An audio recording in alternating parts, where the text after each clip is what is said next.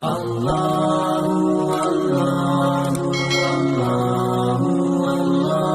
jangan sempat atau jangan pernah berpikir, Bapak Ibu sekalian, kita tidak akan diuji oleh Allah. Ada orang subhanallah melihat orang lain diuji, atau dia lagi diuji lalu dia lihat orang lain belum ada ujiannya, atau kebetulan tidak ditimpa apa yang menimpa dia, lalu dia mengatakan enak sekali orang ini ya. Belum tentu. Mungkin hari ini cobaan kita ukurannya cuma 10, dia mungkin besok lusa 15 atau 20 ukuran daripada susahnya gitu kan. Kalau kita berikan angka ya. Jadi tidak ada orang yang tidak dicoba, baik itu penyakit, gangguan orang. Siapa orang di antara kita yang belum pernah dibohongi oleh orang lain? Siapa orang di antara kita yang belum pernah ditipu oleh orang lain? Siapa orang di antara kita yang tidak pernah dikasari oleh orang lain? Banyak sekali terjadi gitu kan. Dan hukum syar'inya adalah seseorang bersabar, karena kita belajar bab sabar. Ya, manusia dalam 4 keadaan. Yang pertama, kalau dia dalam keadaan ketaatan, tugasnya istiqomah. Kalau dalam keadaan ketaatan, tugasnya istiqomah. Kalau Bapak Ibu sudah merasa dirinya sekarang dalam ketaatan kepada Allah Subhanahu wa taala, sudah berusaha makan makanan dan minum-minuman yang halal, pakaian yang halal, pendapatan yang halal, pergaulan yang halal, ibadah-ibadah wajib dan sunnah coba dijalankan, sudah berusaha maksimal, maka tugasnya istiqomah. Udah pertahankan sampai mati.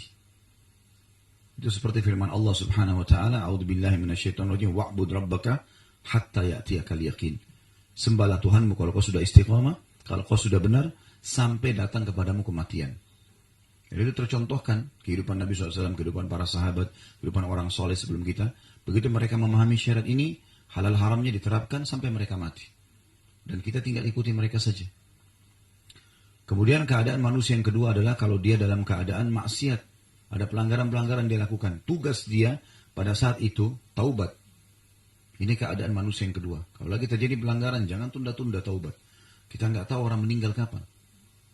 Jangan pernah berpikir meninggal itu nanti kalau masuk ruangan ICU. Sebagaimana sering saya ingatkan. Banyak orang keluar dari rumahnya dengan pakaian bersih, dengan program yang banyak, ide-ide yang banyak. Mungkin daftar belanjaannya penuh. Ternyata keluar, mungkin dia nggak nabrak orang, tapi dia yang ditabrak. Mungkin mobilnya bagus, nggak ada masalah, tapi tiba-tiba bannya kempes, pecah bannya. Mungkin supirnya tidur, mungkin banyak hal yang terjadi. Jadi banyak orang yang tidak sadar kalau dia akan meninggal dunia. Saya baru dikirimkan kemarin cuplikan, ada satu imam di Riyadh oleh teman dari Saudi. Subhanallah, baru habis selesai sholat dan dia kebetulan baca ayat tentang dunia ini sebentar, hanya kehidupan yang dilalui. Dengan suara yang bagus, selesai. Habis salam dia sempat balik ke arah makmumnya. Dalam kondisi imannya bagus, sehat, gak ada masalah. Hitungan mungkin kurang dari 1 menit. Setelah dia balik ke makmumnya, dia sempat mematikan switch. Ada pencetan untuk listrik yang nyambung ke mikrofon yang dia kerasin suaranya untuk jadi imam. Biasa di Saudi begitu, ditaruh di tembok. Pas dia pencet, lama kemudian dia tundukin kepalanya, meninggal dunia. Langsung jatuh, meninggal dunia. Cek, sudah meninggal dunia. Imam ini tidak pernah berpikir kalau dia akan meninggal pada saat itu. Dia masih sempat baca ayat. Dia masih sempat balik niat mau berzikir. Tiba-tiba saja. Begitu pula dengan orang banyak melakukan perbuatan dosa. Berapa banyak ditutup hidupnya oleh Allah SWT dengan cara seperti itu. Maka nggak boleh lalai ini. Ya, nggak boleh lalai. Nggak boleh terus-menerus bangga dengan kecantikannya, ketampanannya, hartanya, julukan-julukan yang ada padanya. Nggak ada gunanya semua itu dunia. Ya, artinya kita nikmati iya, tapi bukan berarti sebuah hal yang harus membuat kita menghina orang lain, menjatuhkan orang lain. Itu semua tidak dibolehkan. Kemudian yang ketiga, manusia dalam keadaan ya, nikmat. Kalau kita lagi merasa makanan ada, minuman ada, tugasnya syukur. Kita tinggal bersyukur, selalu bersyukur.